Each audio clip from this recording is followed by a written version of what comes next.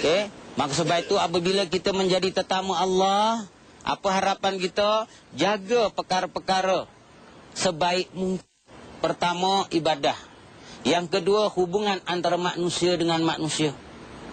Contohnya, kita masuk sebelah tu ibarat kata orang luar. Sekurang-kurangnya kalau kita ditegur, kerana kita ni bukan tahu bahasa Arab. Kena pula di bahasa Arab kita lagi tegur. Yang penting senyum. Okey, senyum itu sedekah kepada saudara kita. Tengok, dibentuk macam ini dengan masyarakat, inilah merupakan gambaran tetamu Allah. Jangan buat kerosakan, jangan buat dosa, jangan buat keji, jangan buat gaduh. Kerana kita berada diperhatikan oleh Allah sepanjang kita berada kat sini. Artinya, amalan kita ni diperhatikan oleh Allah. Maklumlah tetamu Allah. Maka sebab itu apabila kita sedar kita menjadi tetamu Allah, serba-serbinya naklah dijaga dengan sebaik-baiknya, seelok-elok yang mungkin. Yang kedua, kita tahu tadi dah, bulan Ramadan kita puasa. Dah tentu nak jaga perkara-perkara yang membatalkan puasa. Yang keduanya, kita mengajarkan umrah. Nak jaga pantang larang ihramnya. Okey. Dah tentulah benda-benda ini tuan-tuan bukan perkara mudah. Maka sebab itulah afdalul jihadi hajju, seafdal jihad adalah haji. Haji itu dah katakan tadi sama dengan umrah. Jadi dalam bulan Ramadan ini orang yang berumrah memang cukup kita berjuang, berjihad, bersungguh-sungguh. Kalau boleh jangan putus asa. Contoh, kita sampai saja apa yang dibuat. Masuk je tawaf. Bila tawaf tuan-tuan, kita dikisarnya tu. Dikisar. Dihimpitnya. Ditolaknya. Dengan keadaan himpit-himpit panas. Berapa? Peluh. Kadang-kadang sengaja himpit punya himpit. Badannya sakit. Tengok. Lepas tu tak cukup juga. Digoncangnya. Lari sana, bawa sini. Lari sampai 7 kali. Itu juga kadang-kadang dihimpitnya. Tuan-tuan, dalam perkara itu juga kita pula melaksanakan puasa. Dengan keadaan kita laparnya, dalam keadaan kita dahaganya. Masya Allah tuan-tuan. Kalau tak kuat-kuat betul, guyup kita. Guyup maksudnya hilang. Tak laksana kita. Ini sebab itu merupakan jihad. Okay? Sebab itu orang di tengah tawaf, berpeluh-peluh, tengah tasbih, tengah berdoa.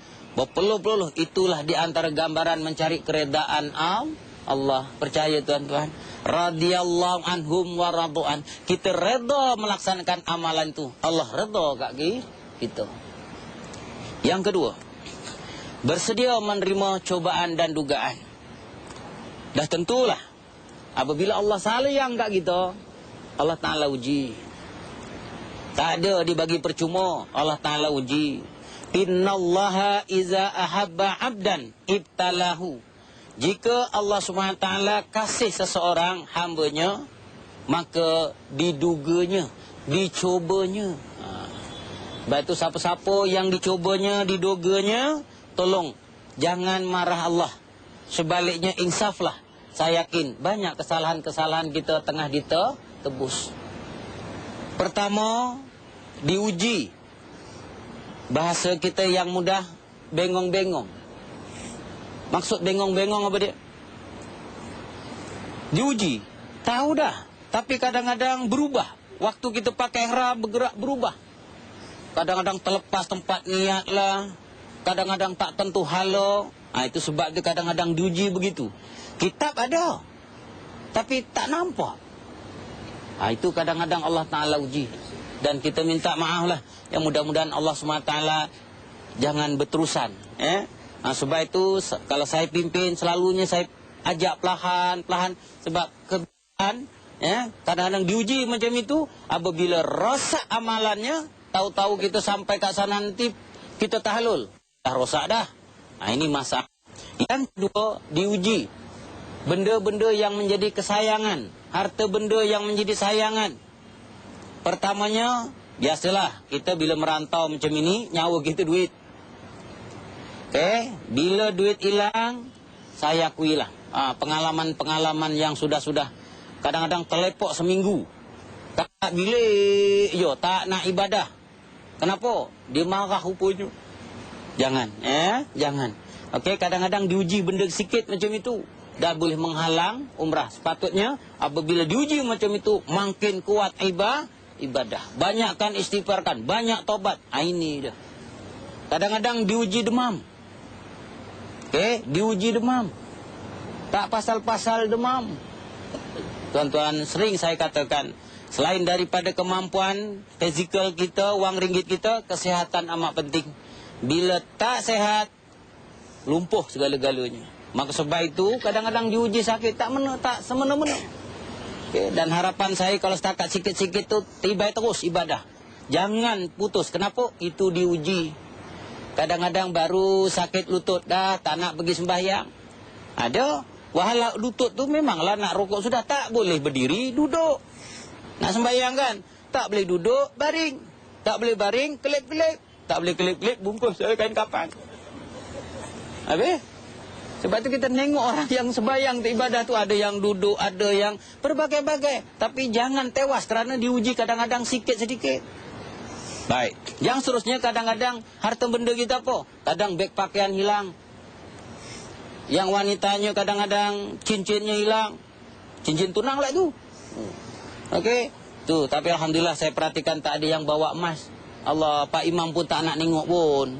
Okey, mujur tak ada yang hilang, ya. Sebab tu selalu saya pesan barang-barang emas tu minta malah jangan dibawa. Okey. Dalam keadaan yang saya katakan tak terduga kadang-kadang benda. Okey, benda itu berlaku. Maka sebab itu hadapi cubaan itu sebagai jihad.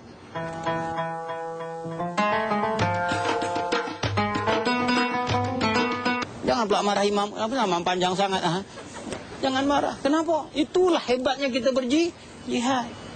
Dan seterusnya yang ketiga, kita perhatikan tuan-tuannya, ramai berebut-rebut memberi makan untuk berbuka puasa. Okey, tempat kita jarang tuan-tuan. Saya kadang-kadang oleh kerana saya tahu mungkin terasa dirinya dihormati. Okey, berebut daripada tangga bawah tu nak naik itu dah dijemput. Dipersilakan pegang tangan, diatur. Duduk tengok tamar aja. Ingat kok ada nasi berani. Tak tamar je. Okey? Lepas tu kita tak payah cerita apa-apa. Nanti kejap lagi. Okey, dibaginya minuman. Tak kira lah. Kadang-kadang ada kopi Arab yang tak pernah makan pun sapu juga. Cuba tuan-tuan dia. Okey?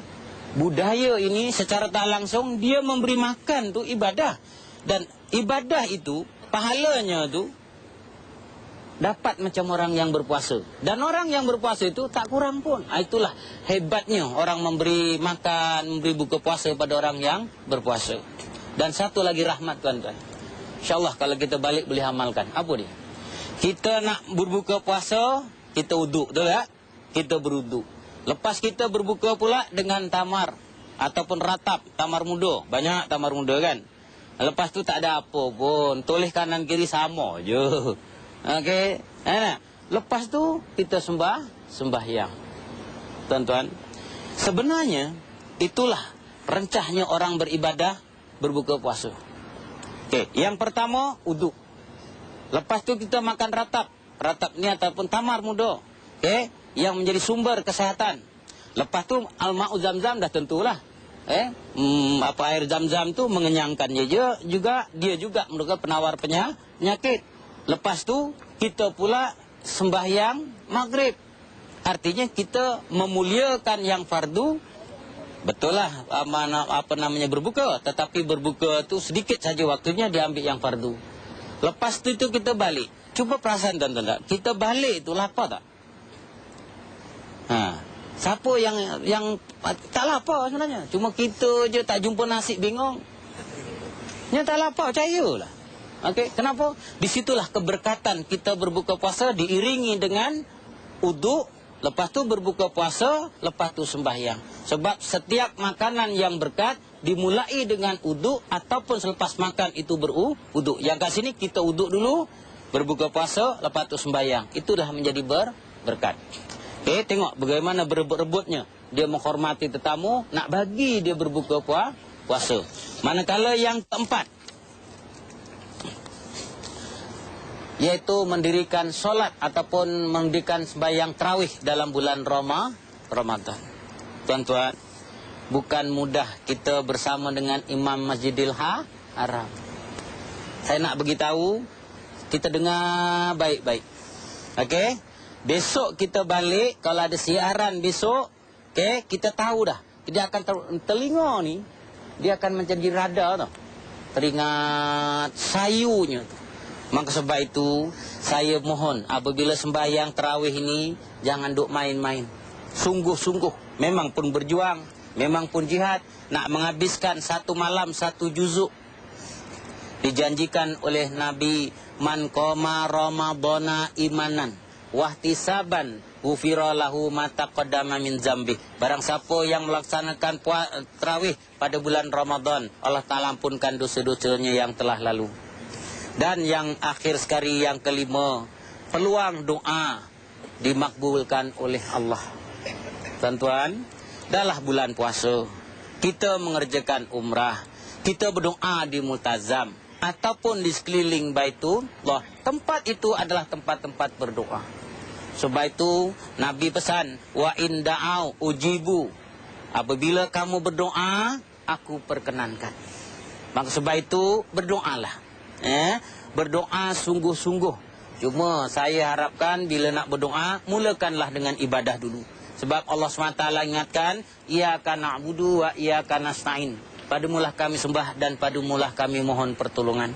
Sama ada kita tawaf, sama ada kita dalam sa'i, sama ada kita dalam mengerjakan sembahyang hajat, sembahyang tahajud, sembahyang duha, iringi membaca Al-Quran, iringi dengan doa. Doalah untuk diri kita, doa untuk mak bapak kita, doa untuk ahli keluarga kita, doa untuk keduniawian kita, doa untuk akhirat kita, dan doakanlah saudara muslimin dan muslimat yang lain. Dan akhirnya mudah-mudahan sepanjang kita berada di dalam bulan Ramadan ini, Allah maghfir, Allah maj'al umratan mabrura, wa sya'yan mazkura, wa zamban maghfura, wa amalan solihan makbula, wa tijaratan lan tabur. Mudah-mudahan Allah Ta'ala terima segala amalan-amalan umrah kita, usaha kita, perdagangan kita. Mudah-mudahan Allah Ta'ala buangkan hati yang gelap, diberilah hidayah dan taufiknya serta inayahnya sepanjang hidup kita. Wabillahi taufik wal hidayah. Wassalamualaikum warahmatullahi ta'ala wabarakatuh.